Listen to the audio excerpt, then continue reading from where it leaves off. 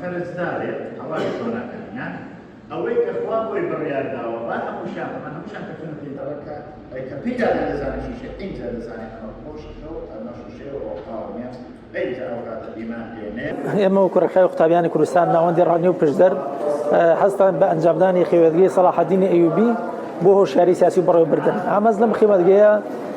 بریتێ لە هێنانە پێشەوەی گەنجان و قوتابیان بۆ کاری سیاسی بەڕێوەبردن دیارە کۆمەڵگا زۆر جارە مەشغوڵ دەکرێت بەشتی گەنجانەوە کۆمەڵشتی تەرفیهی و خۆشی و ئەوشتانەوە یان ئیغراکردنی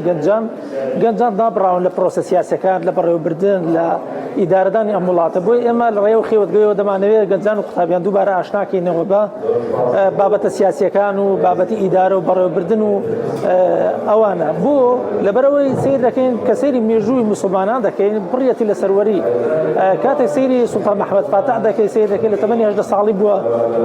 فەتحی قوستەنطینیە کردووە سەلاحەدین ئەیوبی تەمەنی نەگەشتووە 40 ساڵ توانیوێتی دەوڵەتی ئیسلامی دروستکە 7 وڵاتی ئێستا لەژێر دەستدا بووە بۆ ئێمە دەمانێت دووبارە گەنجان و قوتابیانی فکری ئیسلامی ئاشنا بکەینەوە دووبارە و ڕێگەیان نیشان بدەینەوە کە دەتوانن دووبارە وەکو بڵێ شیعاری سەلاحەدینی ئەیوبی بۆ هۆشیاری سیاسی و بەڕێوەبردن و دووبارە لە بیرمان بێ ئەمە لەم کۆمەڵگایەدا باگراوندێکمان هەیە ئەساسێکمان هەیە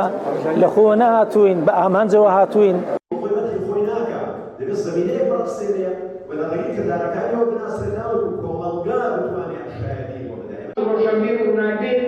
إعلان عن تركيا إما حولا نقال ما في تاكونوسي لله كردين بلان كاتكلم عليها بگومان ڕێکخراوی قوتابیانێکێکە لە ڕێکخراوە چالاک و مەکارەکان لە بواری خزمەتکردن لە توێژی قوتابیان دارێمەکەماندا و بێگومان وشارکردنەوەی قوتابیان وشارکردنەوەی کۆمەڵگەیە لە بابەتەکانی بەڕێوەبردن و سیاسەت و ئیدارەکردنی وڵاتدا ئەگەر ئێمە سەیری کۆمەڵگاکان بکەین زۆرینەی ئەو کۆمەڵگایانەی کە کاریگەری گەنجیانیان تێدا دەرکەوتووە کاریگەری قوتابیانیان تێدا دەرکەوتووە زیاتر توانی ویانە کۆمەڵگاکەیان لە ڕووی پێشکەوتنەوە لە ڕووی شارستانی بوونەوە لە ڕووی زاڵبوون بەسەر قۆڕخکاریەوە بەدی بهێنرێت وانەزانێت دەچێتە ناو دەریایە ناو بەحر بەڵام تەماشا دەکات ئەو دەسەڵاتەی هەیە طبعا سێبارەکە پێغەمبەری خوایە جەلاله صلى الله عليه وسلم يعني چی؟ يعني ئەوەی بوون سەرەتای بوون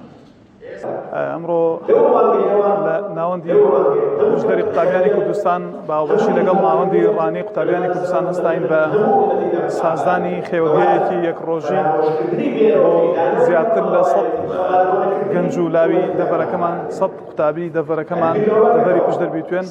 بە مەبەستی زیاتر مەبەستی خێوەتگەکەش بریتە لە وشیاری سیاسی و بەڕێوەبردن کە پێویستمان بەوەیە ئەو گەنج و قوتابیانە لەو ڕۆوە هیچ بکەین لەسەر وشیاری کۆمەڵگا لە ڕێی چین و توێژی قوتابیانەوە کە کاری سیاسی و کاری بەڕێوەبردن پێویستە بەڵام کەس خەڵکی چاک و پاک لەناویدا هەبێت بۆی بتوان بۆ خۆیان ڕووداوە سیاسەکان دروست بکەن بتوان ڕاستەی کۆمەڵگا بکەن نەوەکو دەسەڵاتێک کە پەرێزی پاک بێ نەوبەستیشی پاک بێ ئاراستەی کۆمەڵگا بکات و کۆمەڵگا بەڕێوە بێت